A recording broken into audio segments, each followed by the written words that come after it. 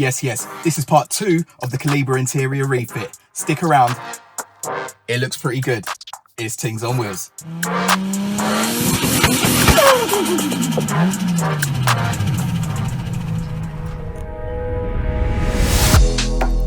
Back at it, no slacking.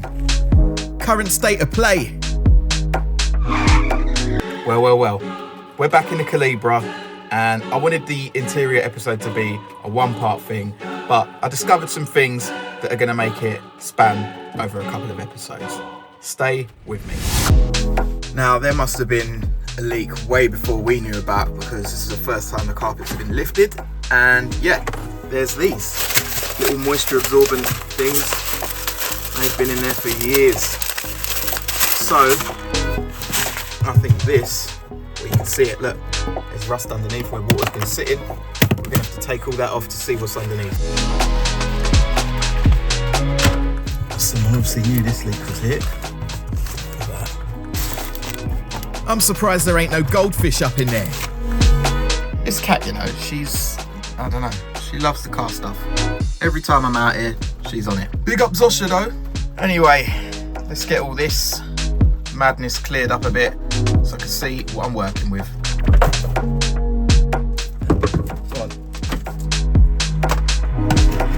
Now a chisel made light work of this past its sound deadening, but at least in the areas that have been fully soaked. Another little observation. Pretty sure silicone sealant is not a factory option. Alright. It's messy stuff, this, and it permanently marks your clothes. Oh well, no biggie. Don't worry, because who remembers these? Clifford alarms. Well, you know where that's going. Straight in the bin. Yeet! More of this stuff. It's just not the solution, man. Now I get the logic, but this can't run. Moisture pads will only hold so much, and there ain't anywhere for it to go. Temporary band-aid. Now if this is clean under here, I will be surprised. What we got? Oh, rusty hole there. Not too bad though.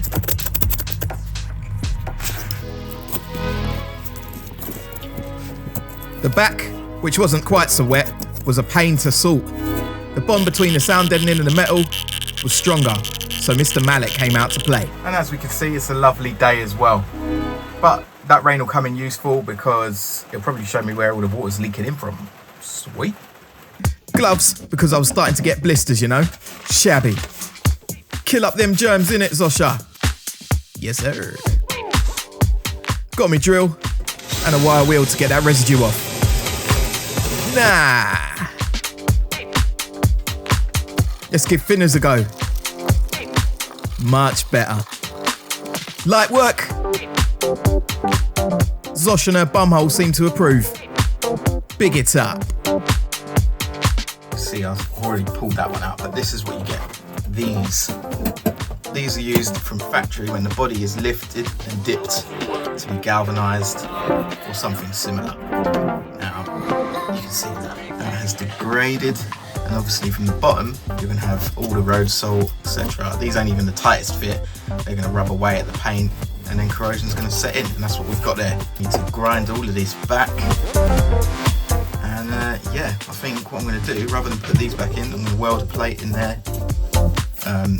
Obviously, get rid of all the corrosion, repaint it, and then put new sound deadening over it.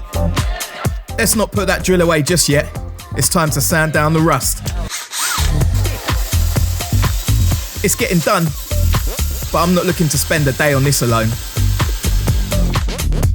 Although, the results do look good though, I lie. Yeah, sweet mate. Billy the belt sander got aggressive with it, and the metal cleaned up in no time. Template for the holes now. And a good trick is to make an impression with a grubby finger. It should leave a nice outline for you to cut. Simples.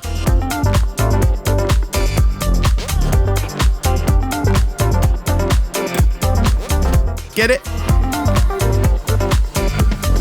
Now it's time to transfer that to a piece of steel. Draw around it with a Sharpie and then cut the inside line with snips. Your palms won't thank you for that though.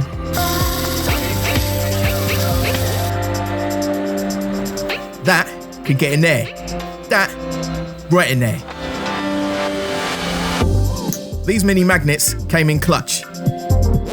They held the piece in place. Just like that. Photosensitive people, look away, yeah?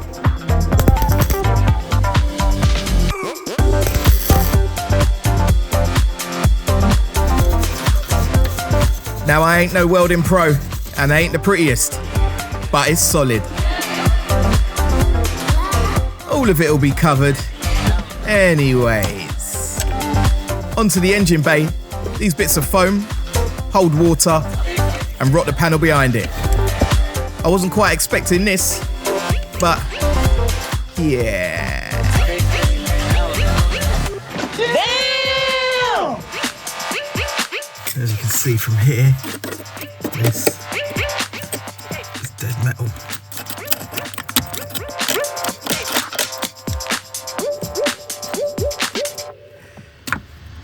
Bollocks.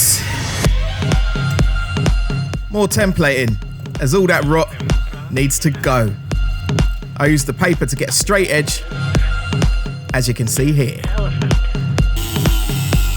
And a cheapy mini grinder did the job of cutting, just about. Don't ask how my back was after squeezing up under the steering wheel. Mash up, trust me. Brother, ugh. Grubby finger trick again. And then we cut it out and recreate it on the metal. As before, and that's a loose fit. Look away if you're sensitive to flashes, yeah?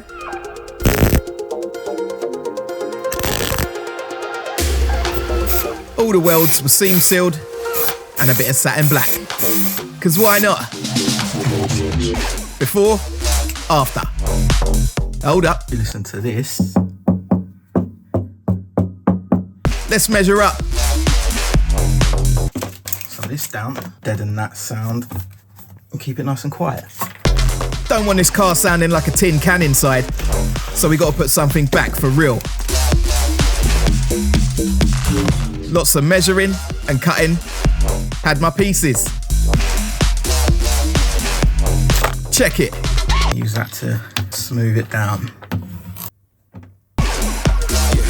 I did this large piece in halves, just to make sure I wouldn't cock it up. A hairdryer made the backing more tacky, which is what I wanted.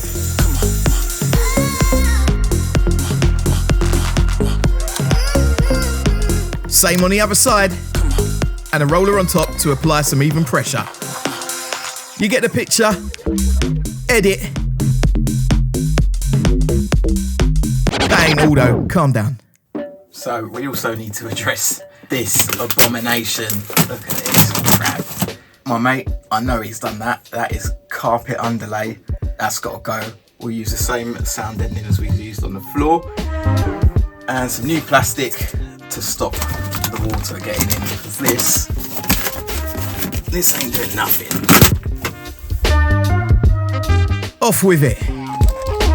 Surprisingly, it's still sticky.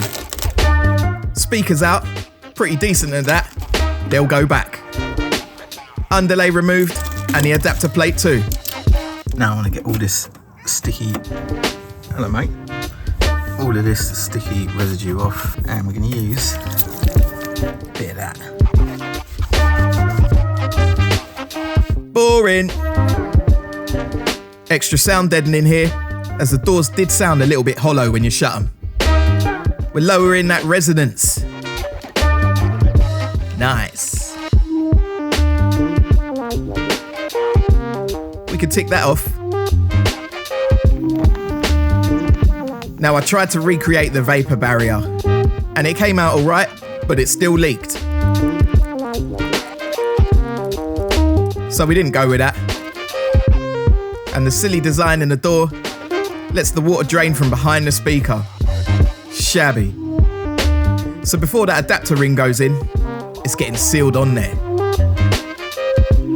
Steady hand game.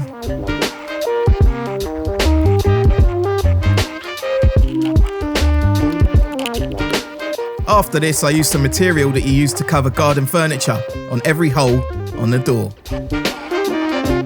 Now, if you haven't already, please consider subscribing. Tell a friend and give us a like. It helps massively with the growth of the channel, and I want to ramp this up now. Love you long time. Zosh does too. So after seeing that little leak, you can bet your bottom dollar that this car is pissing me off. It looks like we're going to have to take the dash out. Hello again. Inquisitive. So, keys in. And you'll see why. And we spin the steering wheel that way. Got to take the airbag out. And the screws are behind the wheel.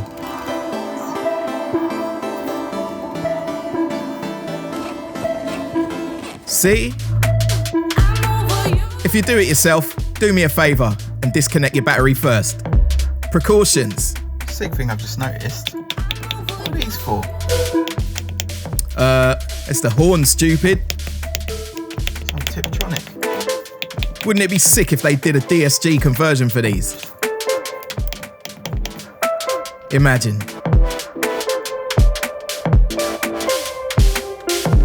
A little locking clip to stop the nut winding off. Good idea.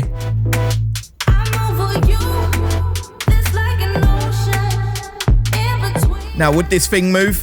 No chance. Also, if you do this, put a nut back on a couple of turns. You don't want to nut yourself with a wheel when it does break free. That ain't moving. Plan B. A puller, which I had to make, because none of the ones in the shops would fit in the small gaps. It worked though.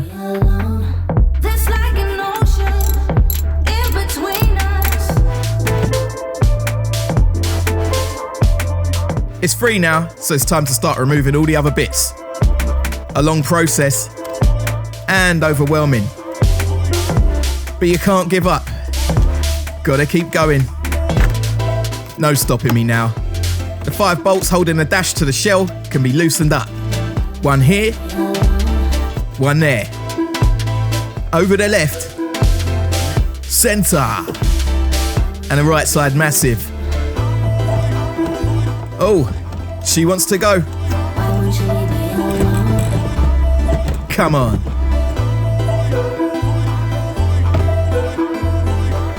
Gentle persuasion, and we good. Yeah? Yeah. Right, so I've got the dash inside, and if you look here, you can see that this back part all cracked. Have a look. Must be just from the heat, because this is right by the edge of the windscreen. It's really brittle, so I can't even take it off as one piece. So we're gonna have to come up with a way of making it look decent again. I'm gonna start by gluing all the broken pieces back in, and then probably get some plastic welding going on. Let's crack on. Pardon the pun. Big man team.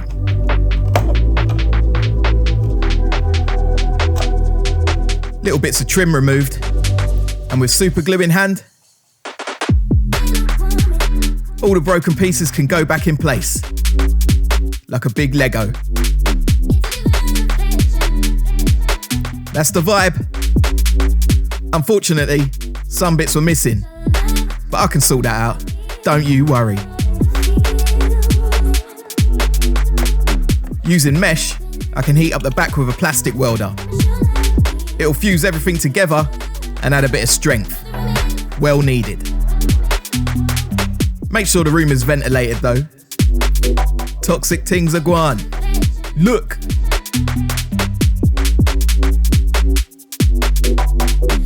Now this cleaner from the leather dye came in handy.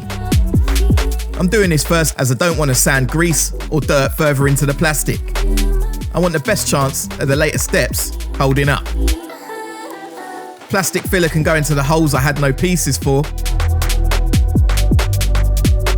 And then I'll level it off neatly. also keying off the surface at the same time.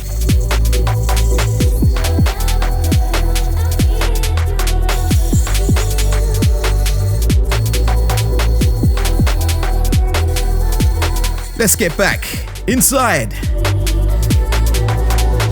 And another clean before I continue.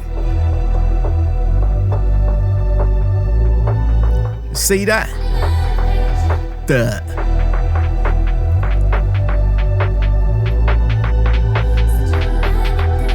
Time to spread some contact adhesive on this side with a filler knife.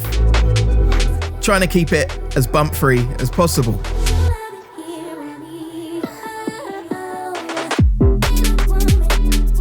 Take the time here, because this bit's visible.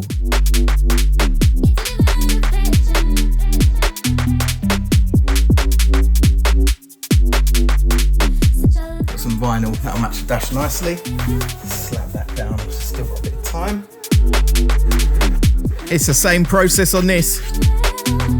Keeping the layer as flat and as thin as possible.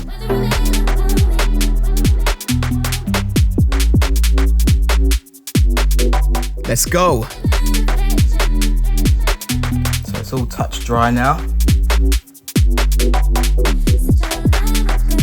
Now I'll marry up the two surfaces using a bit of heat to keep the material malleable, flexible. And use all sorts to make sure it lays flat. Do what you gotta do, man.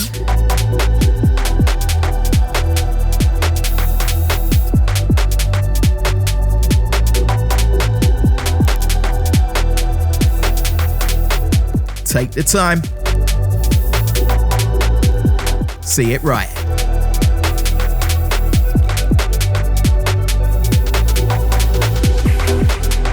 We're going to get one shot at this bit.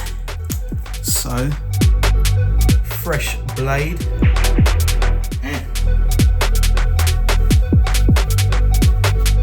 Let's trim. Breathe. And steady hand.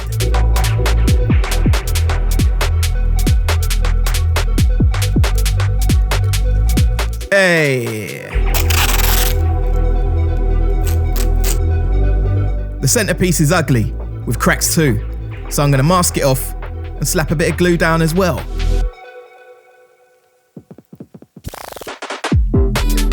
Be precise here. We don't want to see that glue spilling over. It was easier to use a finger here rather than a spreader.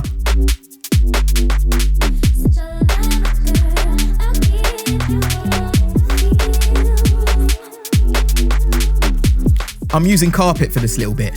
Why? As I got to cut the vent holes out. Using vinyl would leave a raw, jagged edge. The carpet kind of gets away with that. And I think it's a nice contrast. A bit of depth and texture. Chop chop for the vent crew inside. I guess we're done here.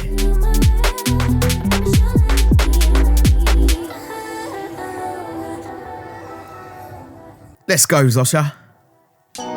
Okay, so before this dash goes back in, we need to address this. Yeah, I know it looks a mess, but it's not too bad. But what I want to look at is all this kind of wrap on the cables. It's degraded and it just falls apart. So I'm going to re-wrap them. I don't even know why I bothered. However, I don't want these bits falling on the carpet or coming out the vents when you're driving along. It's long, but necessary.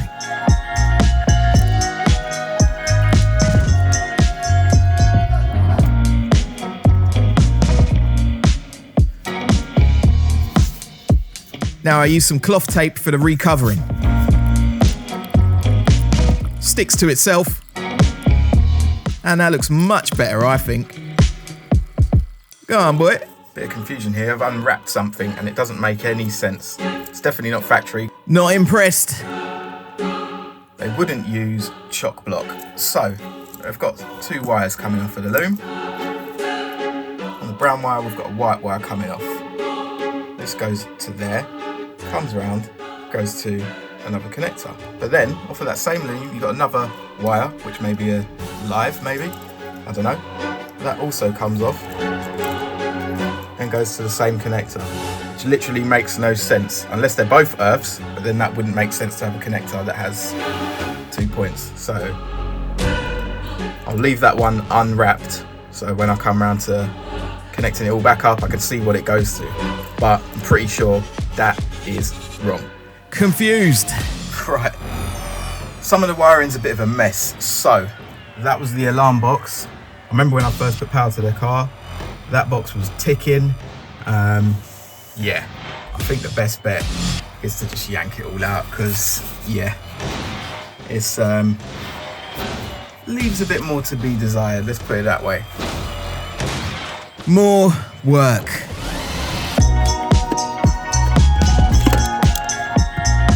Look at this little moron. Oi! Psst. Taking the mick. After that violation, it's on to cutting this alarm wiring out. Now, I won't show the whole process, as that's a security risk in itself, right? Cables were resoldered and heat shrunk. That's another job down. Oh yeah.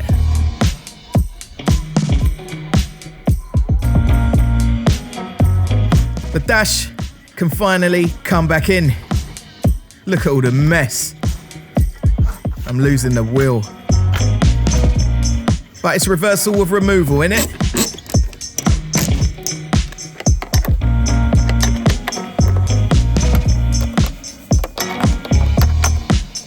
Yeah, nip it all up. Brake.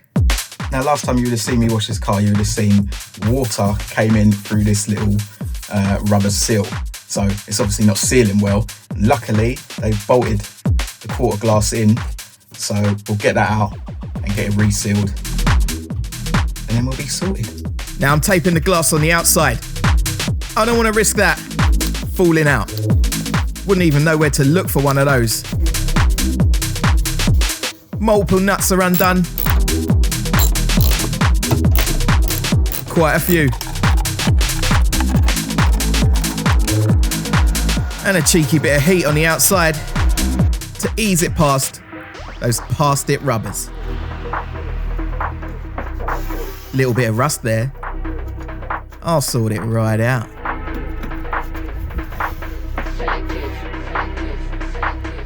Everything else looks in order though. But let's clean it first.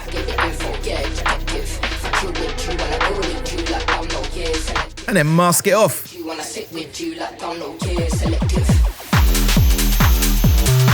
Billy's back.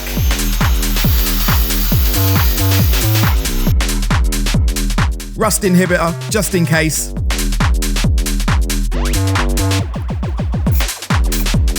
And then we follow that up with some satin black.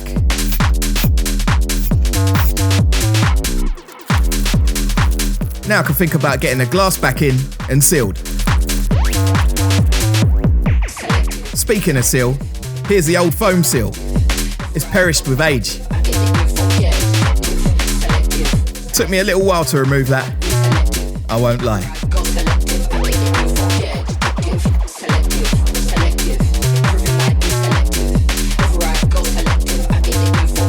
In the end, I used a trim tool to push the seal off. It was quite effective.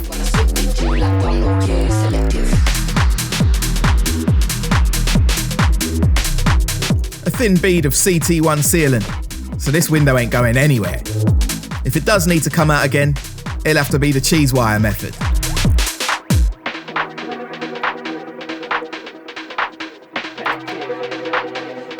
Lovely job. Here's Johnny. Here he is.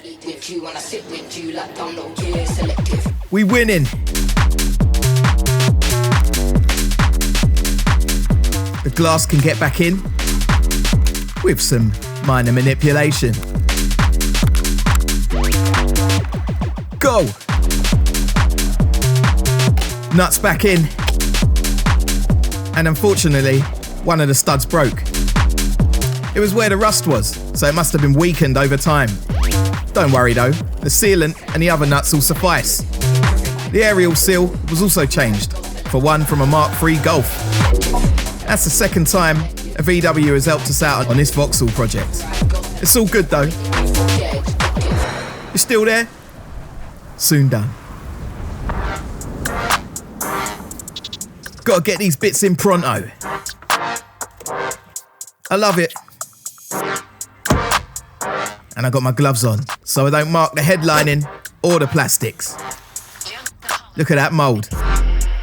It's not looking good, bruv. Let's see that off quick time. As good as new. I swear my movements weren't coordinated there with the music. Seat back. In.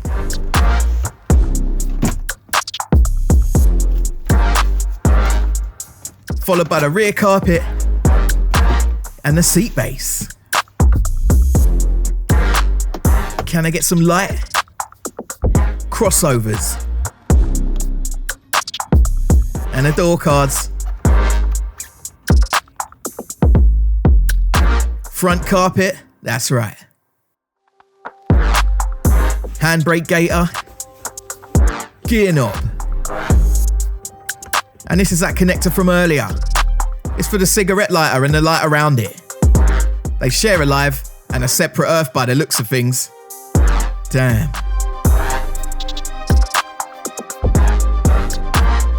Various other trim goes back. Head rests in. And the wheel back on. It's time for a montage.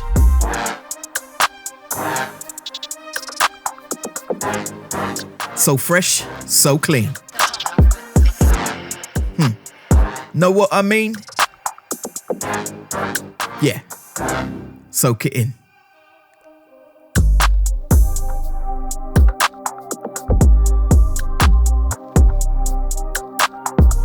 I can't lie. I'm happy with this one. Anyway.